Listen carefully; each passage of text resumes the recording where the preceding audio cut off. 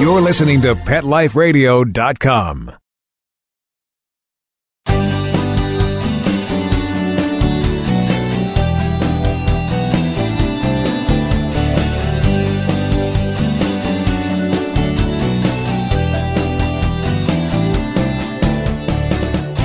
Welcome, animal lovers everywhere, to episode 67 of Awesome Animal Advocates on the Pet Life Radio Network. I'm Keith Sanderson, host and creator of Awesome Animal Advocates, the program where you will meet the doers, the leaders, the people who are making a difference for animals in your neighborhoods, counties, and states, and around the world. You will learn how these amazing people became involved in doing what they are doing, why they spend time, money, and long hours each day fighting to save the lives of and or improving the living conditions of companion or domestic or wild animals and more. Today's guest is Scott Blais, CEO and board president of Global Sanctuary for Elephants. For more than 25 years, Scott has worked with and for captive elephants.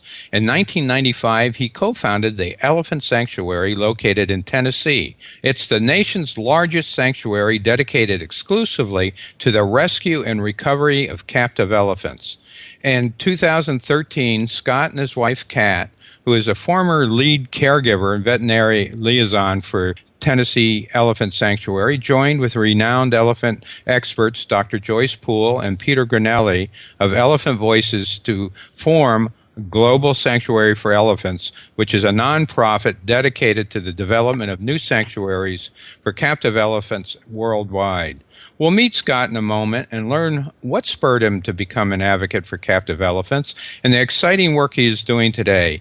But first, a word from our sponsors. We'll be right back, right after these messages. Stay tuned. Do you know that moment when your dirty dog's about to jump in your nice, clean car? You can avoid all the cleanup and mess with a 4K9 seat cover. 4K9s makes heavy-duty seat covers and cargo liners that will blend seamlessly with the interior of your vehicle. You can find us at 4K9s.com. That's the number 4, KNINES.com, or on Amazon.com.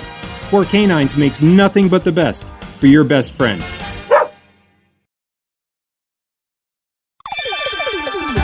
Let's talk pets on PetLifeRadio.com.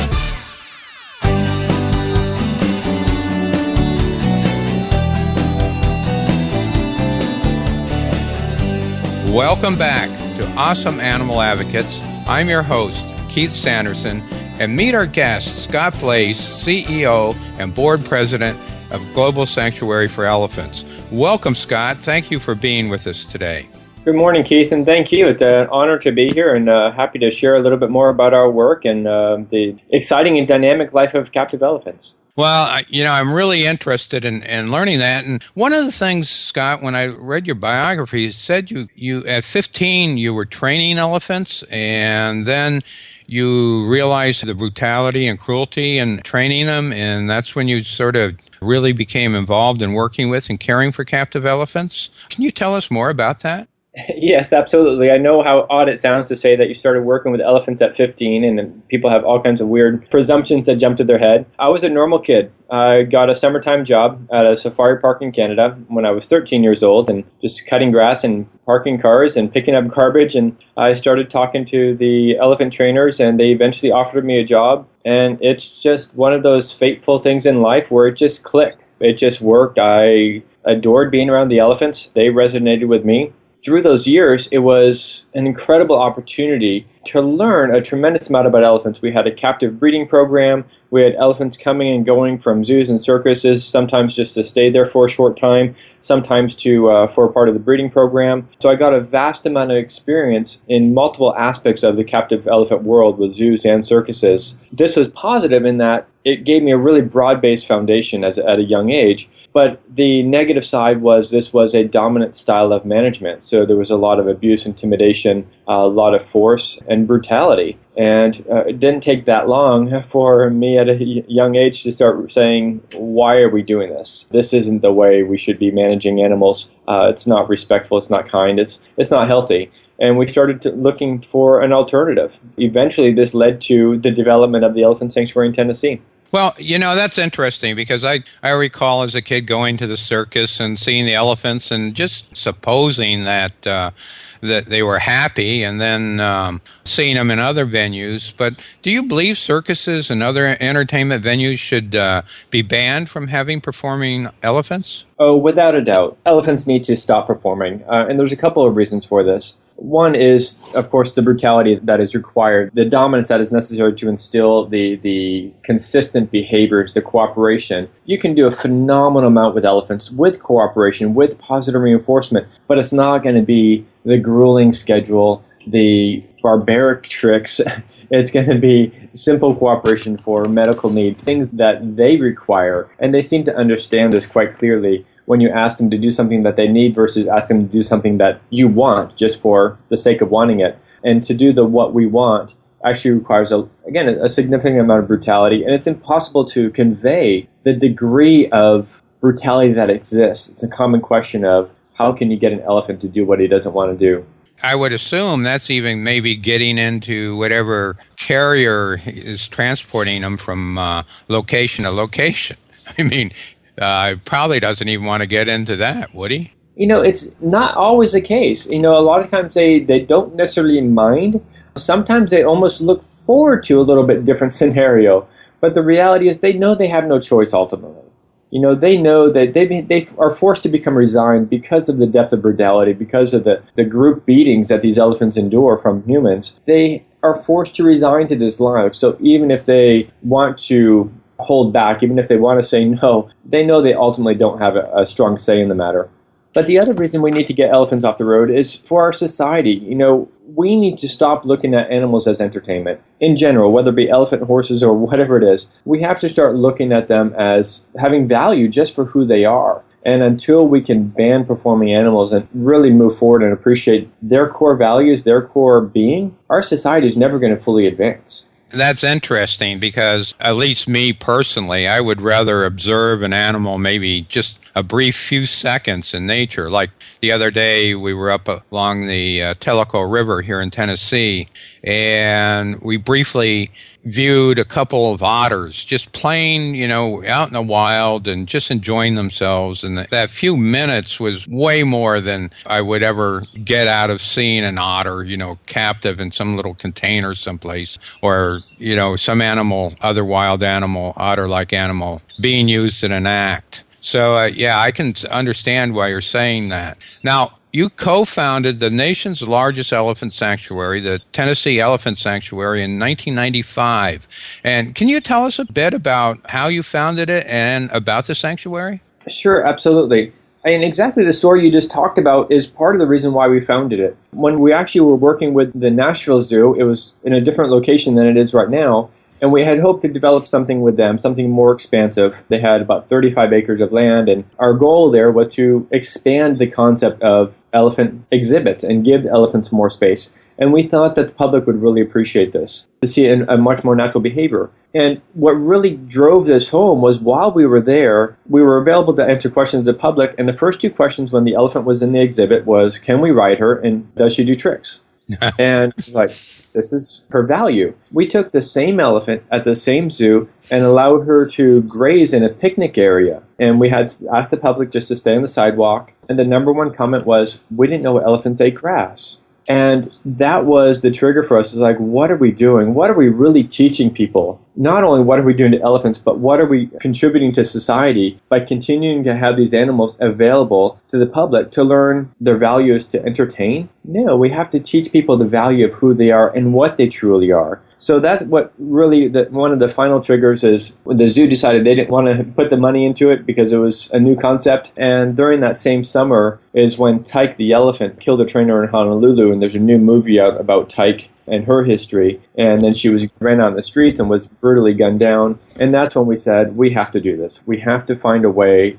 We have to create a space where elephants can have a new life, where these elephants that don't fit into the mold of typical captivity of zoos and circuses, where they have somewhere to go. elephants that have social issues, aggressive issues. And we started with 100 acres in Tennessee. We got a loan for the property, and we just took a chance. We tried to get other people to help us, and everyone said, great idea, but how's it going to be funded for the long term? And we honestly didn't know. But we did know that we needed to take a chance on a healthy future for these elephants. How large is the sanctuary? It started off, the sanctuary in Tennessee started off at about 100 acres, 112 acres, and now it's 2,700 acres. We grew because of the elephants. We didn't know what to expect when you started the sanctuary. Were they going to become more rogue? Were they going to become more wild without dominance? Were they going to truly be able to adapt to a more social life again? Eventually, what we saw is that they did adapt. They adapt in most cases seamlessly. Elephants with horrific past just completely morphed and evolved into completely new beings. And what we saw was once they started to recover, they started to go back to a more migratory nature. And when we first started the sanctuary, we said, okay, we probably need about 10 acres per elephant to sustain their dietary need, which is about right. But we realized that it doesn't matter if it's 1 elephant or 10 elephants. They need the same amount of space because the space required is about the psychological stimulation more than it is the food. And they need substantially more space for this desire to meet this need than they do to meet their dietary needs. I think one of the things many of us forget is that elephants are probably one of the most, if not the most intelligent of all social animals as far as those that graze. And a lot of times they lose that social aspect when they're in captivity. That can be really, I imagine, really a frightful experience for them and very cruel. Well, they become a shell of their existence. They truly do, and there's no way to underestimate, to fully define this, I guess, because they become a true fraction of who they should be. And they're labeled as such in captivity. Elephants that haven't had social experience or have the opportunity, the autonomy, and the protection, they're labeled as antisocial because they don't get along with their 1 or 2 other companions. And when this same elephant that is labeled as antisocial is in an environment where they get to choose their companions, when they have the protection to walk away from a challenging situation and just seek a little solitude, it allows them more comfort and more security to then unfold into a social animal. But you have to have the nurturing autonomy protection that we all need, that all social sentient beings need in order to be a truly social being. Same thing with dogs or cats, or humans. If they're not properly socialized, if they don't have the protection and security, they're going to become reclusive. And that's what happens to these elephants. And I don't know that you can say it's fearful for them. I think it's an adaptation to their environment, and it's just nature making the best out of a bad situation. And they don't always realize how bad it was until they see how good it can be. And that's when you see the remarkable journey. It's sort of like they just didn't realize what they missed until they were exposed to a different life. In many cases, yes, because it becomes about survival. You not only provided sanctuary, but you actually went out and rescued elephants. Is that right? Yeah, the term rescue is widely used for any animal that comes to a better situation in most cases. And we had elephants to date. The elephant sanctuary in Tennessee accepted 24 elephants. They came from every facet of captivity, with privately owned, from zoos and circuses, and for a gamut of reasons. Some were rather ill, some were aggressive, confiscated. Some were from progressive zoos saying, we realize we can't properly care for these elephants in captivity. We need to do more for them. And our space, no matter how much money we put into it, is going to still be too limited. So these zoos have made decisions to move their elephants to sanctuaries as well. Some of the rescues, were confiscations, were probably the biggest rescues, where we were called essentially with little notice saying elephants needed to come out of really bad situations. And, irrelevant of where they came from, whether it be a planned process over a number of years or a short-term rescue, everyone is miraculous all on its own. Everyone has a journey and a story and its highs and lows. Sometimes elephants go through struggles when they arrive, but when they come there, it's just, there's almost no words to describe the difference that it makes in these lives. Did you also have African elephants, or are they primarily Indian elephants? We started with just Asian elephants, and we were going to remain very species specific, and we were also going to start with just female elephants because they are a matriarchal society.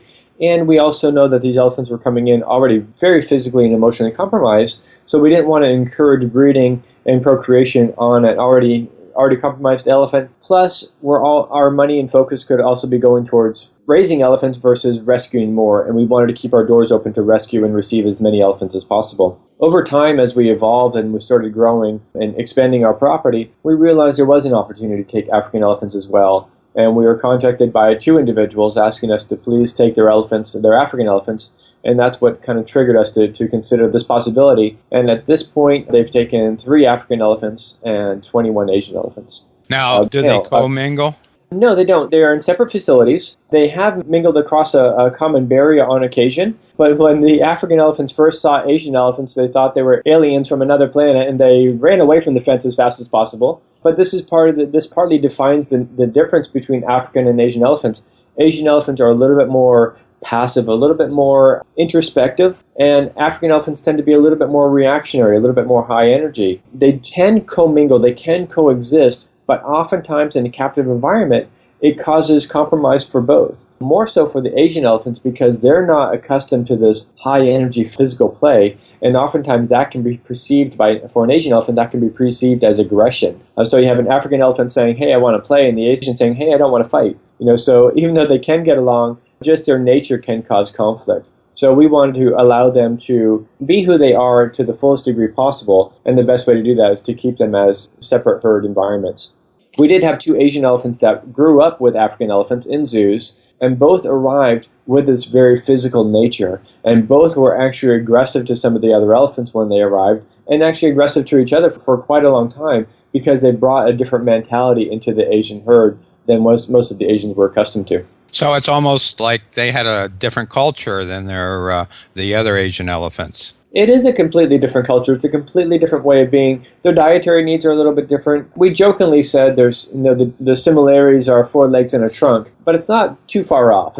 They're all dynamic. They're all incredibly intelligent. They're all emotionally sensitive. So there's a lot of similarities that way. But in terms of the culture of both species, there's a lot of differences between them. Wow, that's just amazing because, I've seen them both, as most people have, but never really got an opportunity to hear what the differences were. Now, hey, Scott, you left Tennessee Elephant Sanctuary in 2011, and what caused you to make the decision, and what did you do for the next few years? It was probably the most difficult decision I ever made in my life, was to step away. But the reality is there comes a time, I think, in all of our lives where we realize that it's time to make a change. This is all I had done. From the time I was 16, 15 years old, I had worked with elephants. From the time I was 22 is when we started the sanctuary. And my whole life had been, basically 24/7 living this life of sanctuary. And it was remarkable. It was a phenomenal life, completely blessed in so many ways. But with changes that were happening in the sanctuary and a new leadership and also the core staff that we had there at the time, it seemed like an opportunity for me to move on and see what was going to be the next phase. Initially, we slowed down for a little while. I wanted to get a quote-unquote normal job. We actually spent some time with family, and within the first, 2 months after leaving, we actually got a call right away saying, will you come down and rescue an elephant from Chile? It was the last circus elephant in Chile, and they had already tried to move her 2 times away from the circus, but the circus was not willing to help them move her at all. And the people that were trying to move her were not skilled in doing so. So we actually got a phone call on, I think, the day before Christmas saying, we expect to get a call from the judge with little notice that we can move Ramba. And indeed, 2 days after Christmas, they got a call saying, we have 10 days to move Ramba. And they said, can you come move her out of the circus? We have a temporary facility for her at a small safari park. And this was going to be a transitional place for her where she could be assessed before moving to the Elephant Sanctuary in Tennessee. So we actually went down, and this kind of threw us right back into the elephant world, and we were supposed to have multiple days and a lot of support, and we got there and we had basically 1 day to move her and not a lot of support. It was actually a hostile environment, and we were surrounded by, at the end of the day, we had almost 25 police officers because the circus tried to attack us, and they said, you have to move her today, and we were actually able to move this remarkable elephant out of the circus. She remains at the safari park in a temporary facility. It's actually better than a lot of elephants. She was not able to come to the sanctuary in Tennessee for a couple of reasons, but we hope for her to be one of the first elephants that comes to Brazil. But after this experience with Ramba, we started immediately talking to others about, the scenario with captive elephants and what we need to do for captive elephants around the world. And we did settle into a small town for a while, but it was a wonderful part-time job. It wasn't a wonderful job, but it was a kind of a part-time scenario in our life where even though I was at work, we were still thinking elephants all the time, and quickly realized that we have too much to offer to the world of captive elephants, and that's kind of what led us to starting the new organization. Wow, what a story. And we need to take a break right now, Scott. And all you listening, stay with us, because when we return, Scott will share us with the pioneering work Global Sanctuary for Elephants is undertaking in Brazil. And we'll be right back. We'll be right back, right after these messages. Stay tuned. It's designerpetsweaters.com. Hand-knitted designer sweaters for your precious pup or cool cat. Beautiful couture patterns for your pets, including custom-knitted formal wear, casual wear, yachting, and even sports-themed. Many designer pet sweaters include feathered tammy hats, top hats, and a lot of sparkle. Each sweater includes leg loops, front paw sleeves, and leash opening. Visit designerpetsweaters.com to order your four-legged fashions today. Your pets will stay warm for the winter and be runway ready. Large or small, we fit them all. designerpetsweaters.com. Calling all pet product manufacturers and pet experts. Let the public relations and marketing professionals at Whitegate PR get you featured in the news. I'm Dana Humphrey at Whitegate PR, and we have been specializing in pet product PR for over 10 years and can get your brand featured in the media, from TV to radio to print to blogs. You can find out more at www.whitegatepr.com. Let's talk pets. Let's talk pets On Pet Life Radio. Pet Life Radio. PetLifeRadio.com.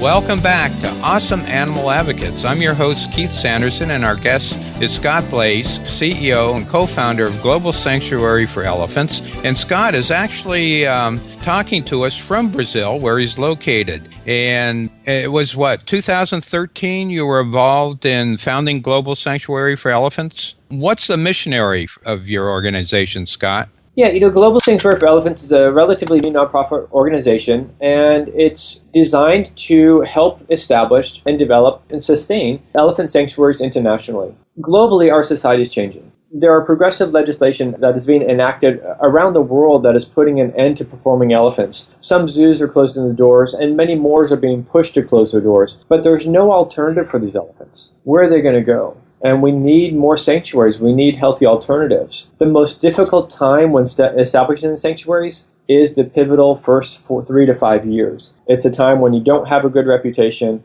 It's a time when you don't have a lot of public understanding, especially in a new country. And you need both of those in order to develop the financial support. It's also a time for board of directors starting these organizations that have the greatest amount of fear.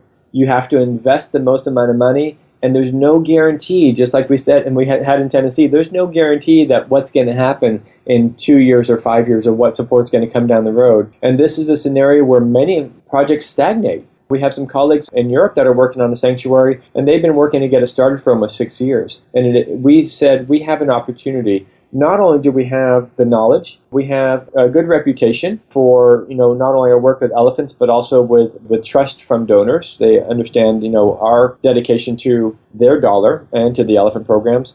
But also we have the belief and the trust of what will come, what will evolve, because we had been there before. And we can bring all these elements together, combined with knowledge we work with Joyce Poole, who has been working with elephants in the wild for over 40 years. She's a wealth of knowledge. And our experience, combined with several other advocates, came together to say, let's develop this organization so we can help get sanctuaries off the ground. Whereabouts in Brazil, do you actually have a physical sanctuary there, or are you in the process of getting the property, or just what's happening now? A little bit of both. We've been in Brazil for about a year. We're in more or less central Brazil. We're in the state of Mato Grosso, and MATO space GROSSO, and we're close to the capital city of Cuiabá, Cuiaba. That's the state capital of Mato Grosso. And we do have property. We have yet to finalize the first full payment, but we have secured land with an incredible owner. It's 2,800 acres of just absolutely phenomenal land. And one of the differences between here and when we started sanctuary in Tennessee is we're starting big right away. because we know how fast the sanctuary will evolve. So we've secured this incredible 2,800 acre property in rolling hills, springs, in a climate that is ideal. In Tennessee, we needed barns, elaborate barns for elephants in the wintertime. Here, all we need is open-sided, structures that can protect us from the sun and the rain, that can be medical care centers. But the elephants never have to be closed in a barn at any day during the year because the weather and the climate is absolutely perfect, ideal. And so we haven't started moving onto the property yet. We're just in these initial stages of gathering more support, and we're about to start a funding campaign, a crowdfunding campaign to help us get the funding to kick the development in process. With the funding in place, we should be able to accept elephants within the first 3 to 6 months, and we actually have about 6 to 10 elephants that could come within the first year alone. Wow, that's amazing. Now, will this serve just Brazil or all of South America? It's going to serve all of South America and possibly beyond. We've already been approached about some of the elephants in Mexico. We've just been asked about an elephant in Pakistan, and we've also been asked about elephants in Europe. So this opens up a world of possibilities. It's much more difficult to get elephants imported into the United States than it's going to be to get elephants imported into Brazil. And when I say imported from captive scenarios. We will not be bringing elephants from the wild. These are elephants that have already been compromised and traumatized in captivity, and we will be bringing them into a healthier sanctuary. I suppose that's important for people to understand, because I think it'd probably be highly unlikely that these elephants could ever survive on their own in the wild. Is that right? That's why they need the sanctuaries? The reality, and we're dealing with a complex species. We're dealing with an incredibly complex species, as they are in the wild. And this is even further compromised or further complexity, increase of further complexity because of the damage caused by captivity and the complexity of trauma. So it's a really difficult scenario. The reality is there's a good probability you could rehabilitate some of these elephants to return into a wild space. However, there's a significant portion of them that will always need medical care because of the damage that has been done, because of the physical compromise that has been caused. Emotionally, I believe they could evolve and could grow enough to develop their own little herd in a wild setting. Tragically, the wild doesn't exist anymore. Yes, there are phenomenal places in the wild that still exist, but there's not an opportunity for us to take wild spaces and use them for captive elephants. We have to preserve these wild spaces for the wild populations, the limited wild populations that remain. And that has to be our goal in these wild habitats, is to preserve these wild habitats for wild populations first and foremost. We can manage elephants quite well in captivity. We can manage them quite well in a sanctuary. And this is the best case scenario. We've looked at sanctuary as a halfway house, with possibly introducing them into a semi-wild habitat. But when you look at the whole picture again, it's clear that the best use of finances, the best use of the land, the best consideration for all facets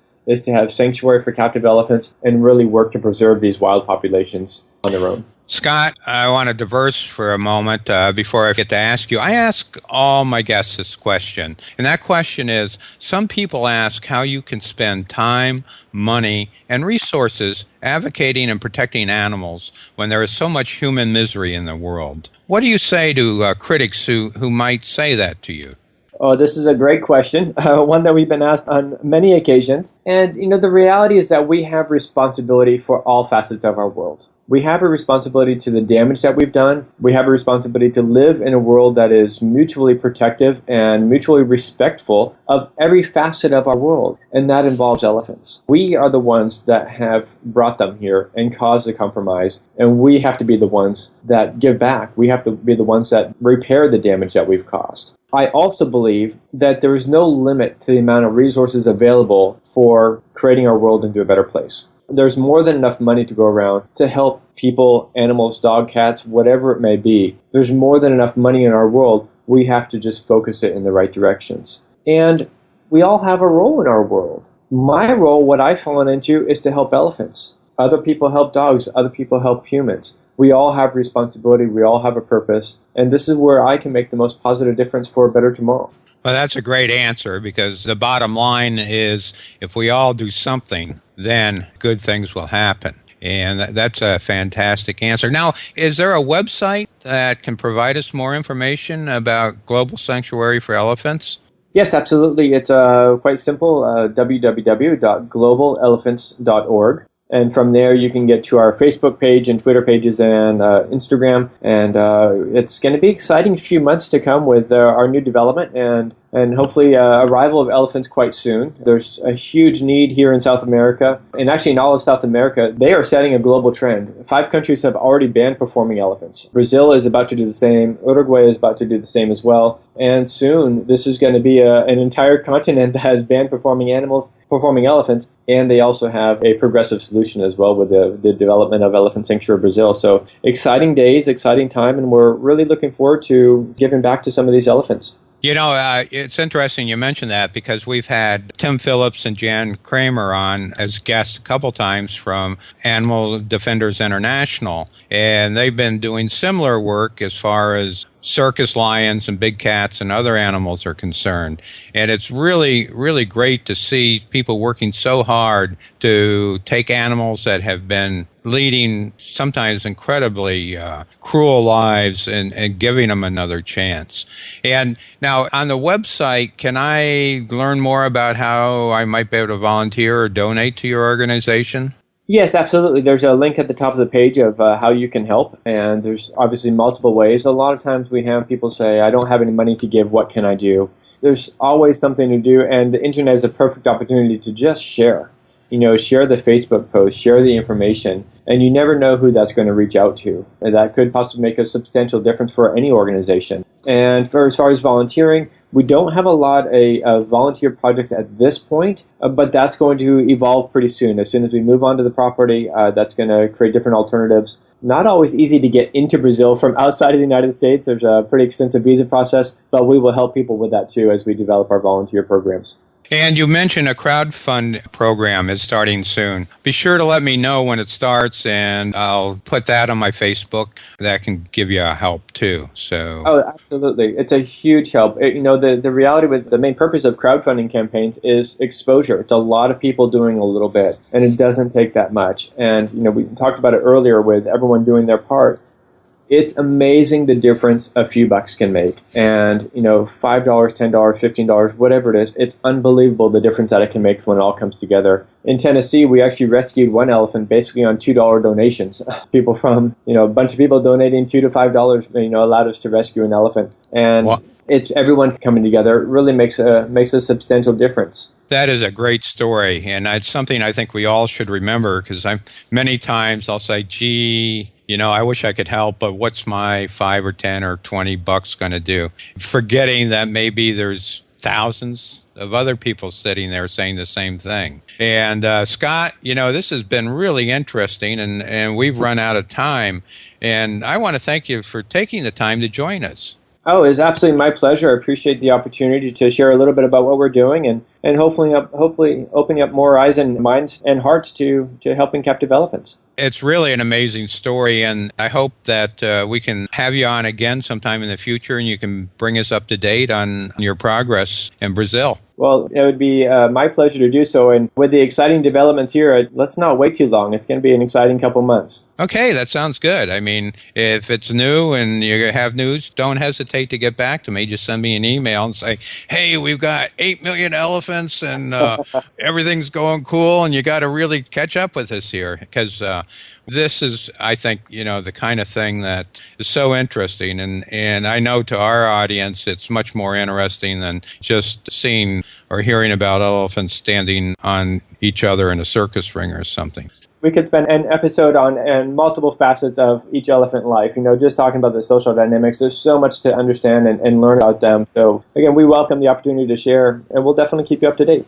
Well, that's great, because, Scott, you're certainly optimistic and an inspirational example of how animal advocates are helping animals and improving or saving their lives. I'm sure I speak for every one of our listeners when I say keep up the good work, Scott. Thank you so much. We'll do what we can. Thank you for sharing with us the work that you and your colleagues are doing at Global Sanctuary for Elephants. And I want to thank Mark Winter, executive producer and co-founder of Pet Life Radio, and the sponsors who make this program possible. Please join us for each and every episode of Awesome Animal Advocates, and be sure to tell your friends about us. And if you know of an individual or organization who should be featured on Awesome Animal Advocates, just mail me at keith@maxapooch.com. That's Keith, Keith, at maxapooch.com. Remember, until we meet again, when you do a good thing for animals, you help to make the world a better place for humans and animals. Let's Talk Pets, every week on demand, only on PetLifeRadio.com.